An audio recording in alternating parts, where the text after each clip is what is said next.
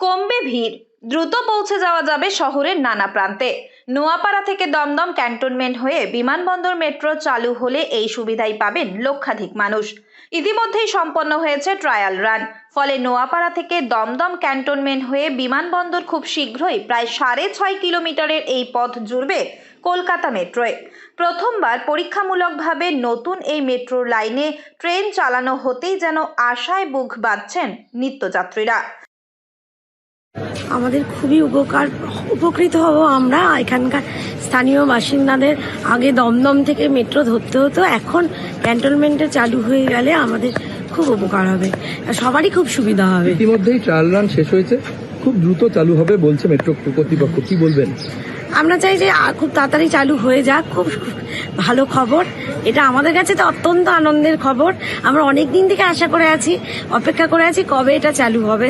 অনেকটাই ভিড় কমবে বলে মনে হয়। একদম অনেকটাই ভিড় কমবে এবং আমাদের শহরতল মানে কলকাতার দিকে বা অন্যান্য এয়ারপোর্ট বিভিন্ন দিকে যাওয়ার ক্ষেত্রেও খুব সুবিধা হবে। আমরা খুব উপকৃত হব। সফল ট্রায়াল রানের পর প্রয়োজনীয় ছাড়পত্র মিললেই নতুন এই রুটে মেট্রো চলাচল শুরু হয়ে যাবে বলেই জানা গিয়েছে কর্তৃপক্ষের তরফে। ফলে কলকাতা ও শহরতলির মানুষ একদিকে যেমন দ্রুত পৌঁছতে পারবেন বিমানবন্দরে, পাশাপাশি নোয়াপাড়া হয়ে কলকাতার উত্তর থেকে দক্ষিণে সময় বাঁচিয়ে যাতায়াত হয়ে যাবে আরও মসৃণ। আরও একগুচ্ছ লাইনে চলছে সম্প্রসারণের কাজ, তার মধ্যেই অন্যতম এই বিমানবন্দর লাইন। প্রস্তাবিত এই রেলপথ দুটি ভাগে বিভক্ত।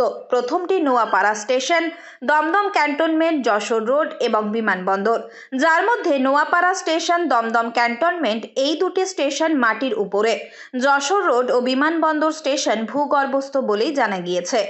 দ্বিতীয় অংশটি বিমানবন্দর থেকে বারাসাত পর্যন্ত প্রায় 10 কিলোমিটার দীর্ঘ, কিন্তু জমিজটের কারণে এই অংশে মেট্রো রেল সম্প্রসারণের কাজে কিছু সমস্যা তৈরি হয়।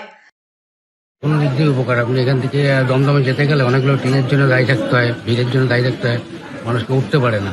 কিন্তু মেট্রোটা হলে সঙ্গে সঙ্গে চলে যেতে পারবে, ওখান থেকে আবার দক্ষিণেশ্বরে চলে যেতে পারবে, সব দিকে শহরের নানা প্রান্তে পৌঁছতে যাবে, তাহলে সুবিধা হবে, অনেক সুবিধা।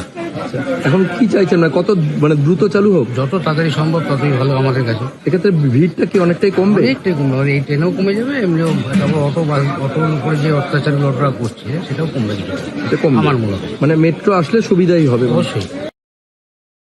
দমদম ক্যান্টনমেন্ট স্টেশন সহ নতুন এই মেট্রো স্টেশনগুলিতে রয়েছে অত্যাধুনিক যাত্রী সুবিধা, রয়েছে এসকেলেটর, লিফটের সুবিধা, রয়েছে পর্যাপ্ত টিকিট কাউন্টার থেকে ডিজিটাল ডিসপ্লে বোর্ড সহ একাধিক অত্যাধুনিক সুবিধা।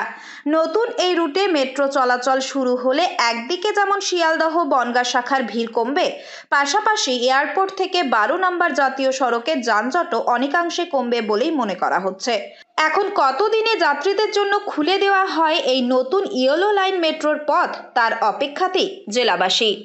উত্তর 24 পরগনা থেকে রুদ্র নারায়ণ রায়ের রিপোর্ট, লোকাল 18 বাংলা।